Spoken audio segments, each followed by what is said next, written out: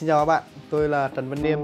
Hiện tôi là đầu bếp, tôi làm nhà hàng 19C Hoàng Diệu và cũng là quản lý công ty thực phẩm Ngon Phạm Gia. Hôm nay tôi mang đến cho các bạn là món salad gà sông khói.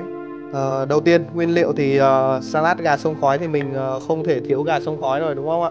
Thứ hai là tôi dùng bắp cải tím để tạo độ giòn, đã gồm có bắp cải trắng, dưa leo, cà rốt và khoai lang vàng. Thì ngoài ra cái rau gia vị thì mình gồm có rau húng bạc hà ha, và thêm một ít cà chua bi nữa. Mình gồm có sốt mè rang và sốt mayonnaise, một chút dầu lưu ha. Ok, đầu tiên thì ta sẽ thái chỉ cái này ra. Mình ngâm nước đá tạo độ giòn. Mình thái chỉ đã nhé. Mình bỏ vào đây, ngâm đá lạnh cho nó giòn. Ta sẽ lấy cái này.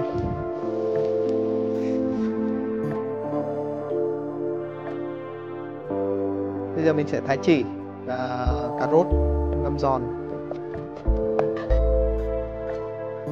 Tiếp đến ta sẽ thái dưa leo, ta sẽ thái chỉ nữa.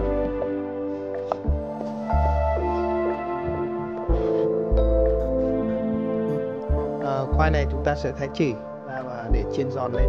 Đầu tiên chúng ta sẽ nạo ra.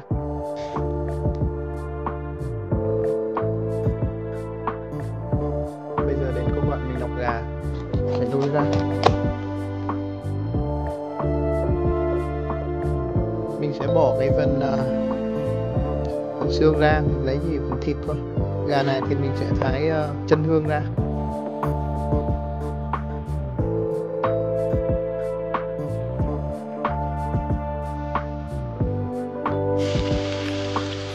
Nhiệt từ 150 đến 180 độ, mình chiên trong vòng 50 giây ha.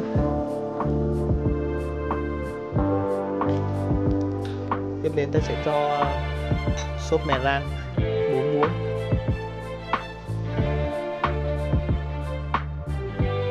Tiếp đến là mayonnaise 1 muôi.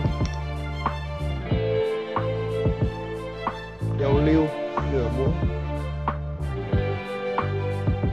Ok, chúng ta sẽ trộn đều gia vị này. Chúng ta sẽ đánh đều này cho khi sốt vượt lên. Tiếp đến chúng ta sẽ trình bày món ăn ha. 150g gà dưa leo. Tiếp đến là cà rốt kết hợp màu sắc hài hòa. Tiếp đến màu tím, phải tím. Tiếp đến là màu vàng ha. Sẽ có màu vàng trên cùng. Cái cà chua bi này mình sẽ trình bày vừa ăn giúp cho thanh lọc cơ thể. Tiếp tục này, cho rau gia vị vào ha. Ok, sau khi chúng ta đã trình bày xong thì khi ăn thì các bạn nhớ dưới kèm nước sốt và trộn đều lên nguyên liệu lên. Đây là món ăn tôi gợi ý cho các bạn để ngày Tết với 3 tiêu chí là ngon miệng và bổ dưỡng và đẹp mắt ha. Thì chúc các bạn thực hiện thành công trong cái món này. Xin chào và hẹn gặp lại.